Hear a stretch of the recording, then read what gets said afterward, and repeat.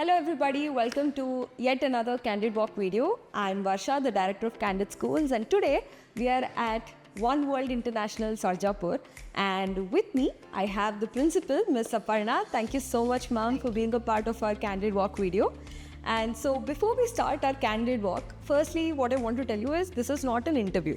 Okay. So the idea behind Candid Walks when we started, the whole idea is people know the school, people enter the school, they never actually get to know the people who are behind the school, who run the school.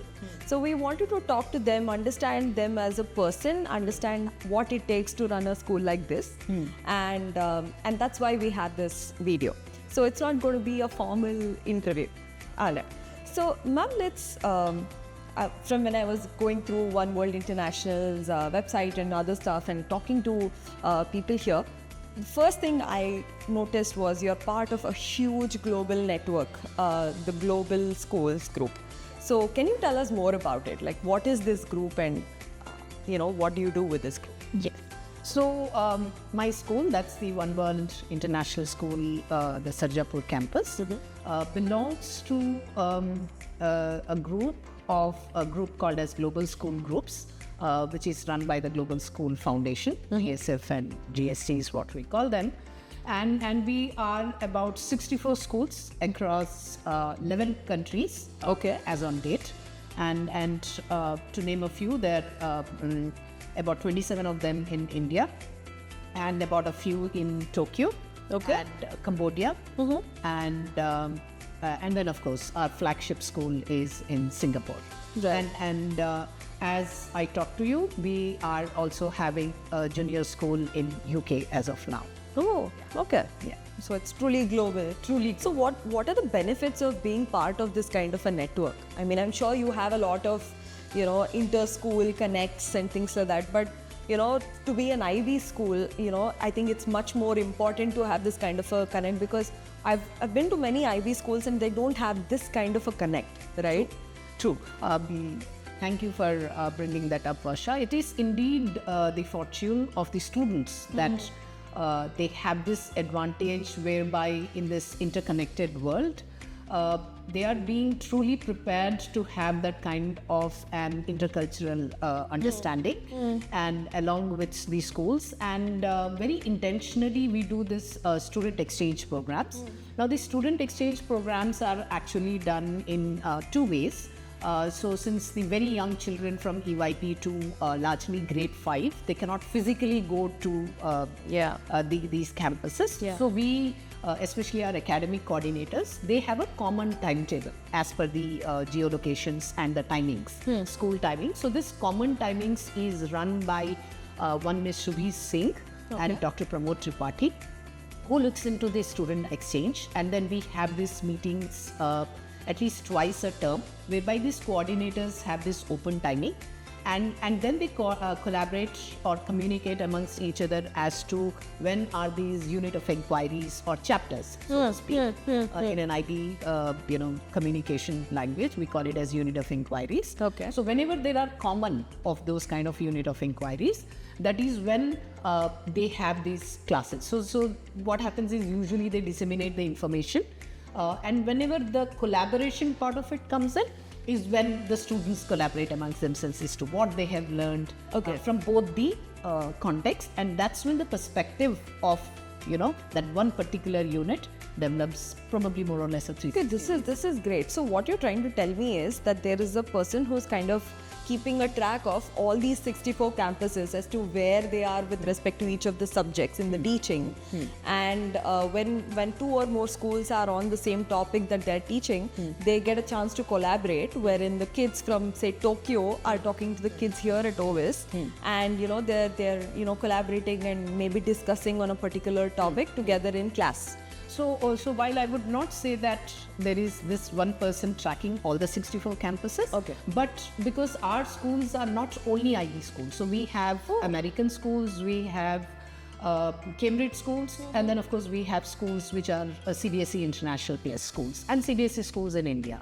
So wherever there is a curriculum match, so there okay. are few of those schools which are PYP schools. Few schools like in Seoul, I have Dwight, which is a MYP school. Okay. And then in Singapore, of course, we also have the Singapore Nanyang campus, which is an MYP school. Yeah. And DP, of course, is very popular. We have multiple campuses.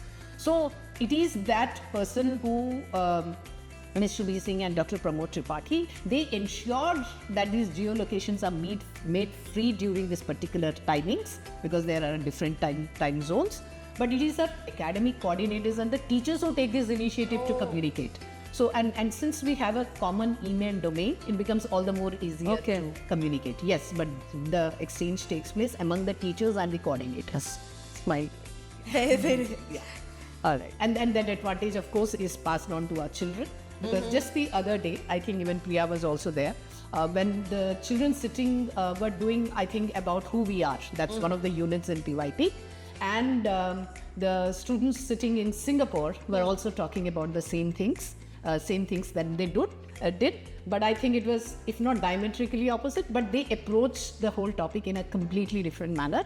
So in that 40 minutes to 45 minutes, children got completely approaches and perspective of the same topic. So that, I think, is a huge advantage which children at OBIS have. Oh, that's truly great, truly unique actually, right? Because not many are part of such a huge group, and you get to randomly talk on a Wednesday evening with a kid in Tokyo and discuss Pythagoras theorem, right? So that's great. I mean, So I agree with you again, Varsha, is the fact that while we talk about students, the schools being being a part of a chain or a group, I haven't seen any other school in my career wherein such an intentional exchange is actually made between the schools, and especially the advantage being in multiple countries. So that, I think, is so you tell me this. This is very, very interesting. Now, this is one of a kind, unique experience, right? Not many schools are part of this, as you already said, in India, and then I go back and check that you're one of the most affordable IB schools in the locality. True. How do you do this? So I think the part of being affordability is the vision of our chairman. So Mr. Atul Temunikar, he is an ex-IBM and a hardcore tech. And he always envisioned this, that the international education, whichever curriculum it is, whether it was CBSE or Cambridge or IB, should be something which should be affordable back in his country.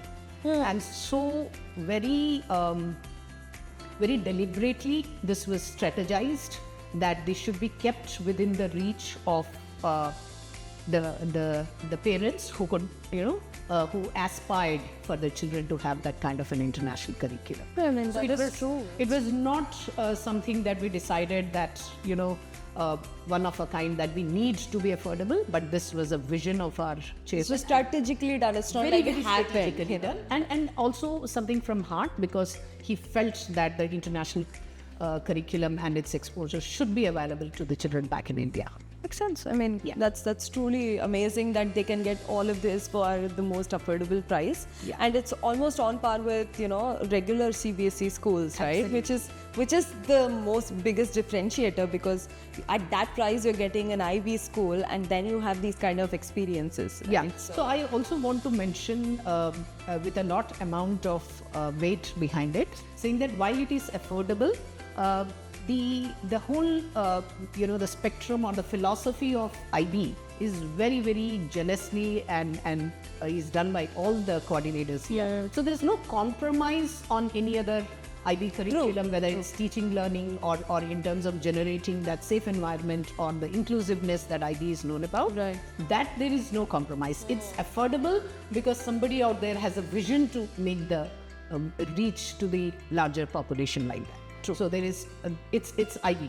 No, true. Compared to any other best. Yeah, I just had a look, and yes, it looks like there is no compromise at all. Yeah. It didn't start off as One World International School. It started out as Silver Oaks, and correct. I mean, a lot of people still have that doubt. Where is Silver Oaks? What is One World? What is OBIS? So can you just give us an idea? Correct. So again, Varsha, the school started as as Silver Oaks, which is an IB Continuum school. So when we say an Okay. IB Continuum school, so it has its early years primary program, middle years program, and then the diploma. Yeah. So Silver Oaks was also in Bangalore, at least it was I know in other parts of India it's very well known for the national curriculum. But in Bangalore, this particular school was always an IB Continuum school. Okay. So this was something I think the chairman was also looking out for. And I'm sure there was obviously a common and shared understanding. And then in 2022 it started, but full-fledged in the year 2023, July onwards. So you took over in 2022. Yes, this was Silver Oaks was taken over by One World International School, and I think it was also because the chairman and the owners of Silver Oaks had connected. So the philosophy continues of Silver Oaks, but of course it has been now rebranded. And then there are so many kids of the Silver Oak who's still studying with you, Absolutely. passed out of the school, and you know. Yes. So we have a lot of those parents who are with Silver Oaks who are now with us, and probably now they would have reached to middle school by now. Oh. And some of them, as you said rightly, that they would have Because it is a very old school. I think it started 2013. Oh my Started God. in So yeah, there's a lot of legacy going behind. absolutely. So, ma'am, a lot about IB we talked already. We'll get back to that. But an interesting thing I saw when I was entering the school today, that all your buses have a unique line on it, something around kindness. It says that in a world where you can be anything, Be kind. Be kind. It's a very, very nice thought. What do you do about it here? Like, do you have something that you do at school for that? Why do you have that lineup? I have to confess, Varsha, that this was something that we got from Silver Oaks, and we continued because those thoughts resonated with our chairman and with the employees and the parents as well, and the students. And while that is something of a vision for us, that kindness comes or being kind comes with a lot amount of courage. But of late we realized that to make that as a culture in the school, a lot of our activities need to be centered around it, and that's what I will probably share one or two instances or activities that we do in the school every year. And then of course we have everyday kindness jar, wherein the children talk about who was kind to them through the day, whether it could be a teacher, a housekeeping staff, the driver, the attender. And then over the week, the coordinators select one whose name has been repeatedly mentioned. They become the kindness champions. And around the kindness week on the day, which culminates on November 13th, which is the World Kindness Day, is when we have a gratitude wall up there, and all these people are kindness champions. Whoa, okay. Right? Okay. And that's also the month that we or that the week that we also celebrate the anti-bullying week. And a lot of these student council led activities are done around that time. But few of the things that I would want to mention that again, which was something which was started in Silver Oaks, and we have probably only expanded that thought. One of the things which we did last year is called as Coins for Cause. So Coins for a cause. Coins for a cause. So what our students do all the way from early years, that is about 3+ to the DP students, 16 to 18 age group. So all of them collect these clay pots. Right? Okay. And these clay pots are given by the school, and again a student Like a piggy bank. Okay. like a piggy bank. Yeah. So this is like a piggy bank, and the students do small errands, sometimes for their teachers, sometimes for their parents, sometimes in their community, and request, of course, for the small coins, and those coins are collected, and somewhere around the time of February, March is when we ceremonially break those pots. Okay. And whatever is the money which is collected is given back to their HRT and a total amount. So I can proudly say that last year we have collected around 4 lakhs. 4 lakhs? 4 lakhs we have Okay. collected. and a part of it has again been a culture of Silver Oaks to support Matrushri Foundation, which is here in Garisandra, and that is for which supports athletes So that who are disabled. you've been doing for quite some time now. Silver Oaks was doing for quite some time, and we continued. Okay. Last 2 years we continued. The before last year we continued, And then last year what we did is, whatever the amount that we collected, so we thought this year, apart from supporting the foundation, we would do something more explicit and something closer to the heart with what the children wanted. Okay. So while I was conversing with them, we came up with this chance that we would want to adapt an animal in the zoo. Okay. Right? So we went to Banerghatta Zoo. All of us went there. Okay. We had a chat with the IFS officer there and the employees there, and they came up with adapting this bear. Okay. So yeah. So these Papa and Mama bear were adapted, and very soon the cubs will be released to the wilderness, and that's when the children also wanted to adapt these cubs. So you have a Papa bear, a Mama bear, and the Exactly. cubs adopted. Adopted. Cubs are yet to come, but right now we have adapted the Mama and the Papa bear. Okay. And they are Sanjay and Sachin and Sayan. Oh, Sachin and Sayan. and they've named it also. They have, nice. no, they were previously named, Oh, they but were now named. the cubs will be named by the OBIS students. Oh. And our name is also put there, and thanks to all the parents and students who believed So in you're this up, Science for you're Cause. up on the Banerghatta Zoo in a bear cage. That this is who you guys Yeah. own, and you take care of them. Absolutely. We do take care of them, and once we adopt the bears, once it's given a green signal by the IFS, that stays with us for 5 years. Oh, okay. Yeah, and of course the name is So given by how Tourist often do Tours. your kids go and visit the bears? So we have of course been since the children have gone ahead and adapted. So once a year, a certain number of students can actually go there. So last year I took the student council winners there. Okay. Every year now we are thinking each grade should get a chance to go.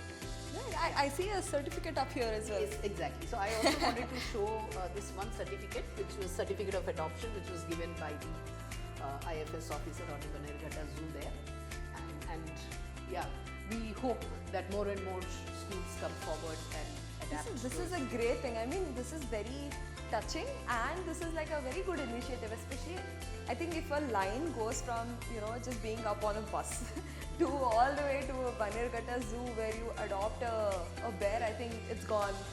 You've done justice to what you actually stand for. Absolutely, and what I'm very proud of, Varsha, is that this narrative or this thought actually came from the students. That while we are talking about kindness, why don't we show, apart from to their peers and to their teachers and people around them, how can we show it to the other things who are part of our planet? And that's when this whole thing came up. Sustainability is something that we really take it very close to our heart. You can see the sustainability goals out there, and every year the student council adapts 2 of those goals and does it. But this was something that we went beyond and we adapted. Yeah, it's very sweet. It's very sweet. So, ma'am, you tell me, the kids are here for 10, 12 years, right? Right from nursery until diploma, they're here with you for 12 years. Yeah. So, what in this timeline of 12 years, how do the kids evolve? Like, that you have seen, like, by the time they're in, say, early years, that this is what they would have achieved, or this is what they would have learned, or this is how they are. But by the time they come to middle school, we see that this is the change, That's what I want to know. How do they evolve? While this may appear to be very cliched, Varsha, I will have to confess to the fact that every child who enters an IB school, and definitely OBIS, one of the things that we do it is to look at the DNA of the entire curriculum, all the 3 segments, which is primary years, middle years, and the higher secondary or the diploma program. And DNA meaning?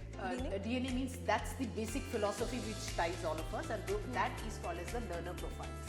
Okay. Now these learner profiles are the ones which have been given by, which have been propagated by IB. And these are basically values, and there are 10 of these values. So these, like being a reflector, being knowledgeable, being caring, being a thinker. So we have 10 of those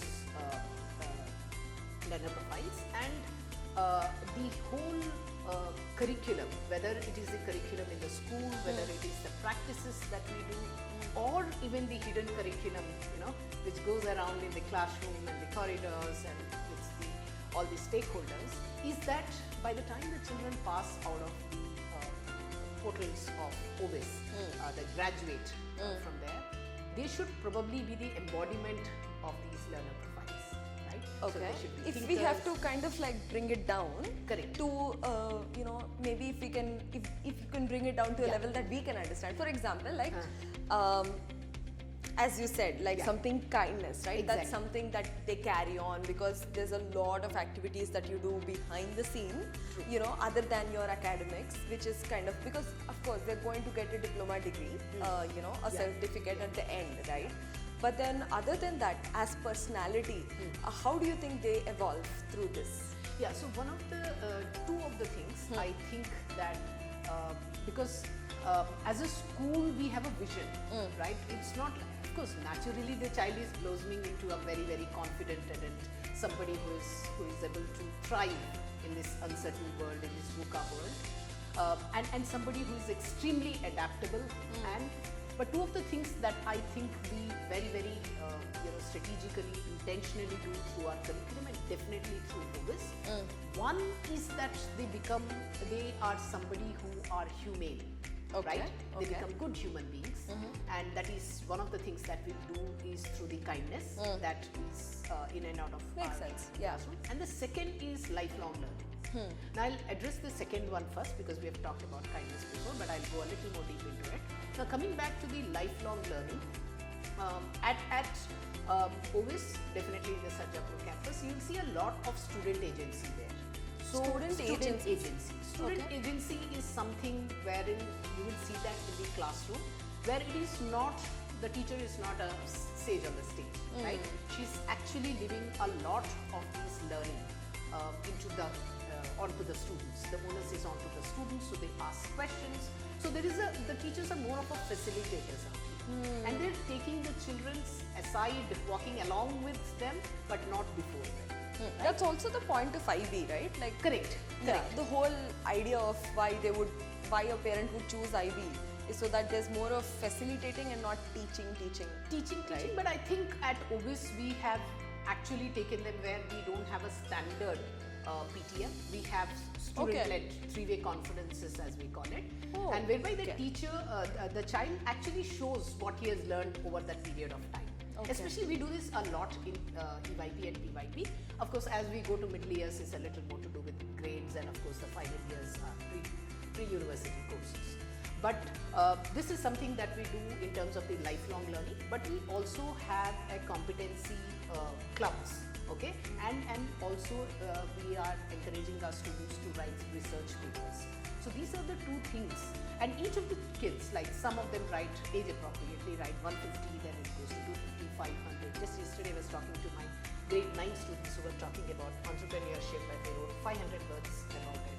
So it's those kind of a research which goes on, and you can even see this science exploration weeks that go on in our school. So I think apart from being student agency as a part of the IB school, very rightly pointed out by you, this student agency is something which is built in, and that's why you will see many of these initiatives which are being taken up by the students, right? So that I think makes these children probably being prepared in this kind of an Because they're uncertain kind of world. hands-on, done stuff here before they actually get on, with the world and the rest of the stuff.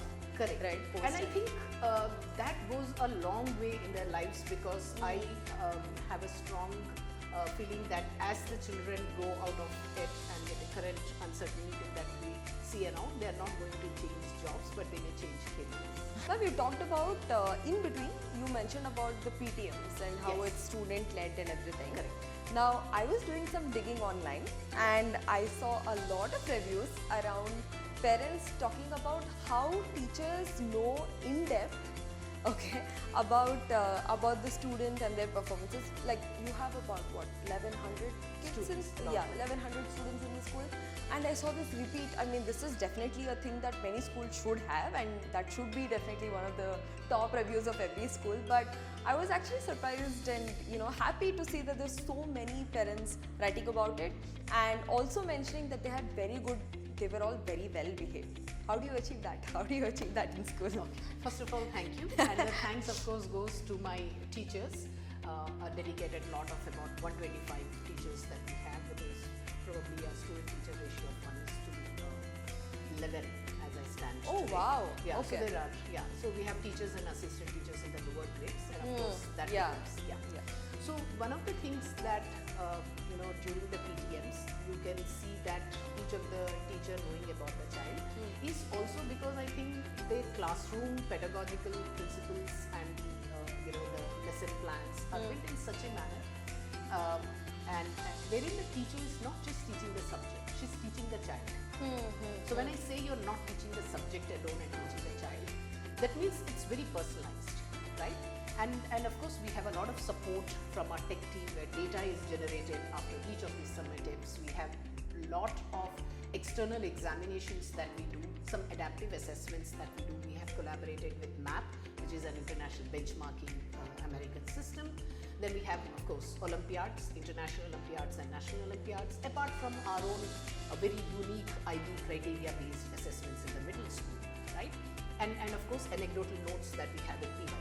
So PYP, you don't have an examination per se, but you have a task which is given by the teacher, and she makes notes about the child, and that's how she tracks the progress of the child. So I'm sorry to cut you, but in most schools, right, whenever we visit, we see that the behavior of the child is mostly because of maybe a small counseling sessions that they have here and there, not only because of, I mean, it's not taken care of on a daily basis on every class level, which you like what you're telling me, but it's mostly like that there's just like a counseling session, that they see some behavior that needs to be addressed. So then they have special counseling for those kids, or maybe just once in a week.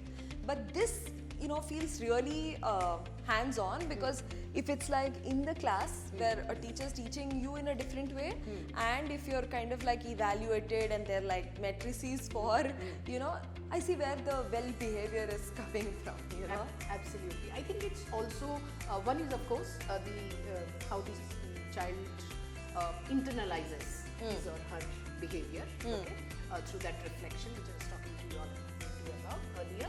But it is also because we have a very well structured pastoral care system that leads to this behavior. While I will not say that all my students are impeccably behaved, but when I compare or look around, I can definitely say that these are one behavior, and that's also the feedback that I've got from parents, and also inter-school competitions that our children when go they to, represent go. your school. And when they write back to us, one of the things that I have repeatedly, whether it's in MUN course or the inter-school competitions that they go, or any fests in and around that they go, one of the things that always the principal, during the meet, always mentions is that how do you keep your children so well, right? So they are, so I'm very proud about them. But I think a lot goes into that pastoral care system that we have, where we have one particular head who is looking into Got it. Yeah. care, and then of course the HRTs, the homeroom teachers, and their coordinators, and the structured circle times that the counselors take. So we have a set of 4 people who are doing it segment wise. So there are special educators, then there are counselors, and then of course there is somebody who's sitting in. So it's like multiple layers that this is shaped into. And it's something that we take it very seriously, because the safeguarding team, which is of course run by stationed in Singapore, but they're the ones who regularly have this meetings, and this emotional well-being of the children is taken very, So this very is seriously. this is also aided by the global group that you are a part And of. most of the consequences and practices that you see are very restorative. So it's not like restorative means there is no hand-me-down, consequences which are written out there. Like a saying, do's if you do and this, don'ts. you do that. Yeah, like a do's While and there are don'ts. some ground, Ground rules to how ground you have to rules behave. in non-negotiables in the classroom. Yeah. But whenever we see a disruptive or a deviant behavior, it's always taken on one-on-one basis. And it's usually restorative in the sense that you are not punished for something that you've done. Yeah. Of course, there will be consequences for what you have done. But a lot goes into reflection.